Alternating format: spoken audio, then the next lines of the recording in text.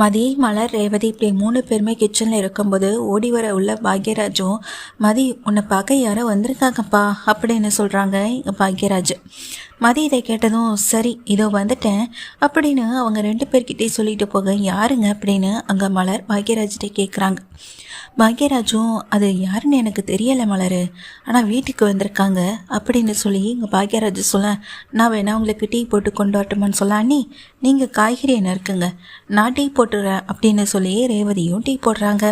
ஹாலில் உட்காந்துருக்காங்க ராஜலக்ஷ்மி, ராகவன், சுரேஷ்னு 3 பேருமே.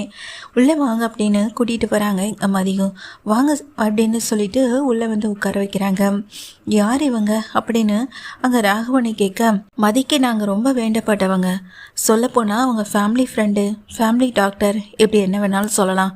அப்போ நீங்கள் டாக்டரா அப்படின்னு அங்கே ராஜலக்ஷ்மி கேட்குறாங்க. ஆமாம்மா அப்படின்னு சொல்லும்போது, பரவாயில்லையே அந்த குடும்பத்துக்கு டாக்டர்லாம் தெரிஞ்சு வச்சுருக்காங்கன்னு சொல்ல, எனக்கு அந்த குடும்பம் ரொம்ப வருஷத்துக்கே பழக்கப்பட்டவங்க, அவங்க அப்பா எனக்கு ரொம்ப வேண்டப்பட்டவர், அந்த வகையில் எனக்கு அந்த குடும்பம் நல்லாவே தெரியும். அப்புறம் அவங்க தங்கச்சின்னு எல்லாருமே நல்லா தெரியும்னு சொல்லிகிட்ருக்காங்க. மதியை பார்த்துக்கலான்னு பார்த்துட்டு போகலான்னு வந்தீங்களா அப்படின்னு ராஜலக்ஷ்மி கேட்க, டாக்டர் ஏந்தாங்க டீ குடிங்கன்னு கொண்டு எங்கள் கையில் பாக்யராஜ் கொடுக்குறாங்க. அவருமே அந்த டீயை வாங்கி குடிச்சிட்டு இங்கே டேபிளில் வச்சுட்டு இங்கே தான் கொண்டு வந்த ஸ்டெத்தஸ்கோப்பு, அதுக்கப்புறமா இங்கே பிபி பார்க்குறது, இது எல்லாத்தையுமே எடுத்து வைக்கவும் செய்கிறாரு. இதை பார்த்துட்ருக்க மதி, யாருக்கு உடம்பு சரியில்லை, உனக்கு ஏதாச்சும் உடம்புக்கு முடியலையா, அதான் உங்கள் ஃபேமிலி டாக்டரை வரவழைச்சி பார்க்குறியா அப்படின்னு கேட்க, என்னாச்சு மதி நல்லா தானே இருந்தா அப்படின்னு மலரும் நினைக்கிறாங்க. மலர் ஓடி என்னாச்சு மதின்னு கேட்குறாங்க. ரேவதி மதி உனக்கு ஏதாச்சும் உடம்பு சரியில்லையா என்ன அப்படின்னு சொல்லிட்டு கேட்குறாங்க.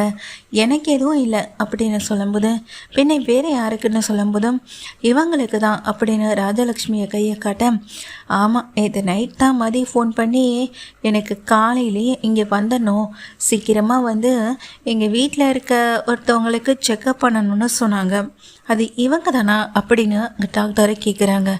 ஆமாம் டாக்டர் இவங்க தான், ஃபுல் பாடி செக்கப் நீங்கள் வீட்டில் எல்லாத்தையும் பண்ணிவிடுங்க, ஹாஸ்பிட்டல் வரணுன்ற அவசியம் இருந்தாலும் கூட அவங்கள நான் கூட்டிகிட்டு வரேன், எங்கள் அம்மாவுக்கும் அப்பாவுக்கும் அடிக்கடி நீங்கள் தானே எல்லா செக்கப்பும் எடுப்பீங்க, அதே போல் இவங்களுக்கும் பண்ணிவிடுங்க அப்படின்னு அங்கே அழகுமதி சொல்கிறாங்க.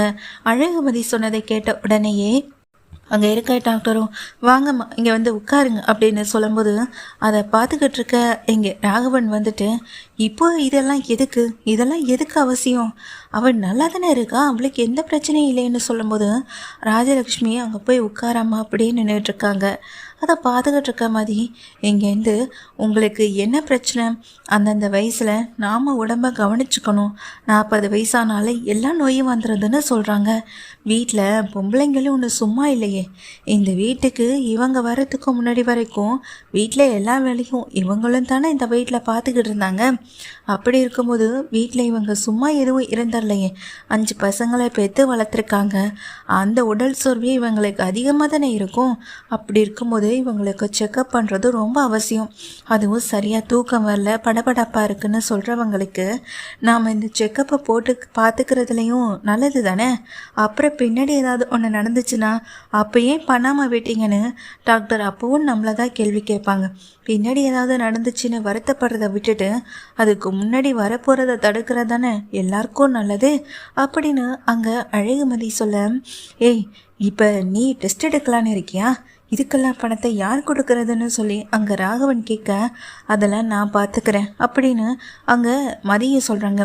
நீயே வேலை இல்லாமல் வீட்டில் இருக்க, உன்கிட்ட பணம் எங்கேருந்து வரப்போகுதுன்னு சொல்லும்போது, என்கிட்ட இருக்க பணத்தை வச்சு இவங்களுக்கு நான் ஃபுல் பாடி செக்கப்பை எடுத்துக்கிறேன், எங்கள் வீட்டில் எங்கள் அம்மா அப்பான்னு எல்லாருக்குமே பண்ணுறதானே, இவங்களுக்கும் பண்ணுறதுல ஒன்றும் தப்பு இல்லை அப்படின்னு சொல்லி எங்கள் அழகுமதி சொல்லும்போது பாக்யராஜுக்கும் சுரேஷ்க்கும் மூஞ்சில் அடித்த மாதிரி இருக்குது. ஏன்னா என்ன தான் இந்த வீட்டில் இத்தனை வருஷமாக நம்ம வாழ்ந்துக்கிட்டு இருக்கோம், ஆனாலும் அம்மாவுடைய கஷ்டம் என்னென்னு புரிஞ்சுக்காமல் விட்டுட்டோமேனு சுரேஷ் நினச்சிட்ருக்காங்க. எங்கள் ரேவதிக்கும் மனசுக்கு நிம்மதியாக இருக்குது. அது மட்டும் இல்லாமல் ரேவதி மலர்கிட்ட சொல்கிறாங்க, மதி ஒரு டைப்பாக இருக்கல்ல நீ, அவள் எப்போ கோவப்படுறா, எப்போ இப்படி நடந்துக்கிறானே தெரியல. ஆனால் அவள் ரொம்ப நல்ல பிள்ளை நீ அப்படின்னு சொல்ல, ஆமாம் ரேவதி அப்படின்னு மலரும் சொல்லிகிட்டு இருக்காங்க. அப்போ தான் எல்லா டெஸ்ட்டும் எடுத்துகிட்டு டாக்டர் வந்துட்டு சொல்கிறாங்க, ரிப்போர்ட்டை நாளைக்கு ஹாஸ்பிட்டலில் வந்து வாங்கிக்கோங்கன்னு சொல்லிட்டு கிளம்பி போக, அவர் அங்கேருந்து கிளம்பி போனதுக்கு பிறகு நானும் பார்த்துட்டே இருக்கேன். ஆமாம், இந்த டெஸ்ட்டெல்லாம் வேண்டாம் அப்படின்னு சொல்ல வேண்டியதானே அப்படின்னு அங்கே ராஜலக்ஷ்மியை பார்த்து கேட்க, இப்போ நான் என்ன தப்பு பண்ணிட்டேன்னு என்கிட்ட இம்புட்டு கோவப்படுறீங்க? உங்களுக்கு உங்கள் உடம்பை பற்றி கவலை இருக்கும்போது எனக்கு என் உடம்பை பற்றி கவலை இருக்காதா? 4 காசு என் கையில் இருந்துச்சுன்னா நான் எதுக்கு எல்லாம் கிட்டே கெஞ்சிகிட்டு இருக்க போகிறேன்? நானே எனக்கு செக்கப்னு நானே இப்போ எடுத்துகிட்டு வந்திருக்க மாட்டேன். பசங்களை பெத்தேன் தான் பேர். ஆனால் அவனுங்க அப்பாவுக்கு ஏதாவது ஒன்றுனா தான் ஓடுறானுங்களே தவிர்த்து அம்மாவுக்கு என்னானாலும் பரவாயில்லன்னு நினச்சிட்ருக்கானுங்க அப்படின்னு சொல்ல மதியை பார்க்குறாங்க. மதியை பார்த்துட்டு நாளைக்கு டெஸ்ட்டுக்கு பணம் அப்படின்னு சொல்லிட்டு எங்கள் ராஜலக்ஷ்மி கேட்க, அதெல்லாம் பார்த்து நீங்கள் யோசிக்க வேண்டாம், அதெல்லாம் நான் கொடுத்துக்கிறேன், ரிப்போர்ட்டையும் கூட நானே வாங்கிட்டு வரேன்னு சொல்லும்போது ராஜலக்ஷ்மி மன நிம்மதியோடு அந்த இடத்த விட்டு நகர்ந்து போகவும் செய்கிறாங்க. அதை பார்த்துக்கிட்டு இருக்க ரேவதி, மதி நீ எப்படி இப்பெல்லாம் அப்படின்னு சொல்லும்போது நேற்று அவங்க பேசும்போதே ரொம்ப ஃபீல் பண்ணி பேசினாங்க. இந்த வீட்டில் 2 பேர் இருக்காங்க, 2 பேருமே அதை பார்த்துக்கணும், 2 பேருக்கான செலவுகளையுமே கவனிச்சுக்கணும். ஆனால் அதை பற்றி எதையுமே யோசிக்காமல் வேலைன்னு ஓடி கடைசியில் ஏதாவது ஒன்று ஆன பிறகு ஃபீல் பண்ணுவாங்க. அதுக்கு முன்னாடி நம்ம பார்த்துக்கிறது சரிதானே? இதெல்லாம் ஒரு பெரிய விஷயம் இல்லைங்க, எங்கள் அம்மா அப்பாவுக்கும் நான் செய்கிறதானே அப்படின்னு அழகுமதி சொல்லிட்டு போக, ராகவனுக்கு மூஞ்சில் அடித்த மாதிரியும் அவமானத்தோடையும் இருக்காங்க. உனக்கு எப்படி இதெல்லாம் தோணுச்சுன்னு உள்ள பொண்ணு சுரேஷ் எங்கள் மதியை பார்த்து கேட்க, உங்களுக்கு ஏன் தோணலை அப்படின்னு அங்கே சுரேஷை பார்த்து மதி கேட்குறாங்க. இல்லை நான் வேலை டென்ஷனில் அப்படி இப்படின்னு எங்கள் மழுப்புறாங்க பதிலை சொல்லி.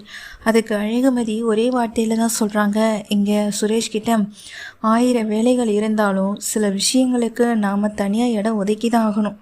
என்றைக்குமே வேலைன்னு வேலையை பற்றி மட்டுமே யோசித்தோம் அப்படின்னா நாம் ஒதுக்க வேண்டிய டைம் எல்லாம் பின்னாலையில் நமக்கே அது பாரமாக தான் வந்து விடியும் அப்படின்னு சொல்லி இங்கே அழகுமதி சுரேஷ்க்கு சரியான விளக்கத்தை கொடுத்துட்டு அங்கேருந்து கடந்து போகவும் செய்ய, சுரேஷ் மதியை பார்த்தபடியே நிற்கிறவும் செய்கிறாங்க. கிச்சனுக்கு போன பிறகு உனக்கு எப்படி இவ்வளோ தைரியம் வந்துச்சு? உன் மாமாவே எதிர்த்து எனக்கு டெஸ்டெல்லாம் எடுத்துட்டேன், இப்போ தாண்டி என் மனசுக்கு கொஞ்சம் நிம்மதியாகவே இருக்குன்னு சொல்ல, டெஸ்ட் ரிப்போர்ட்டில் ஒன்றுமே இல்லைன்னு வந்தாலும் இல்லை எதுவும் வந்தாலும் அதை பற்றி கவலைப்படணுன்ற அவசியம் இல்லை. எல்லாத்துக்குமே ட்ரீட்மெண்ட் இருக்குது. நமக்கான தேவையை நாம் கேட்டால் மட்டும்தான் கிடைக்கும். அவங்க நமக்கு செய்வாங்கன்னு நீங்கள் வெயிட் பண்ணிகிட்டே இருந்தீங்கன்னா கடைசி வரைக்கும் அவங்க உங்களை பற்றி யோசிச்சாங்களான்றதே கேள்விக்குறியாக தான் இருக்கும். அவங்க அதை செய்ய போகிறதும் இல்லை, அது உங்களுக்கு கிடைக்க போகிறதும் இல்லை. ஸ்ட்ராங்காக எதுவாக இருந்தாலும் உங்களுக்கு தேவைப்பட்டதை நீங்கள் தான் எடுத்து பேசணும்.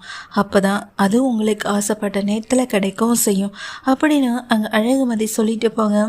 இவ கடைசியில் போகிற போக்கத்தில் இவளை மாதிரி என்னையும் மாற்றிடுவா போல மலரு அப்படின்னு அங்கே ராஜலக்ஷ்மி சொல்ல, அத்தை சில விஷயங்களை மாறுறதும் தப்பு இல்லையே, மாமா எப்போதும் அவருக்கு செக்கப் பண்ணுறாரு, அவருக்காக நீங்கள் துடிக்கிறீங்க, ஆனால் உங்களுக்காக அவங்க ஏதாவது ஒரு இடத்துல துடிச்சு போகிறாங்களா அப்படின்ற மாதிரி இங்கே அழகு மலரும் கேட்க, ராஜலக்ஷ்மி யோசனை பண்ணியபடியே நிற்கவும் செய்கிறாங்க. ரேவதியும், அம்மா இங்கே மதி சொல்கிறதாம்மா சரி, மதிக்கு ஒரு வேலை கிடைச்சாதான் நல்லாவும் இருக்கும். இங்கே பாருமா, நீ எத்தனை காலத்துக்கு இப்படியே வாழ்ந்துட்டுருக்க போகிறேன்னு தெரியல, எனக்கும் என் வாழ்க்கையில் ஏதாவது ஒன்று சாதிக்கணும்னு ஆசை வந்துடுச்சு மதியை பார்த்த பிறகுன்னு ரேவதியும் சொல்கிறாங்க. எல்லாருக்குமே மதியை பார்த்த பிறகு மதியை போலவே இருக்கணுன்ற ஒரு ஆசையும் வருது, ரொம்ப தைரியமும் தன்னம்பிக்கையோடு இருக்கணுன்ற ஒரு எண்ணமும் வருது. உங்களுக்கு அப்படி தோணுச்சுன்னா இந்த வீடியோவை லைக் பண்ணி சப்ஸ்கிரைப் பண்ணுங்கள்.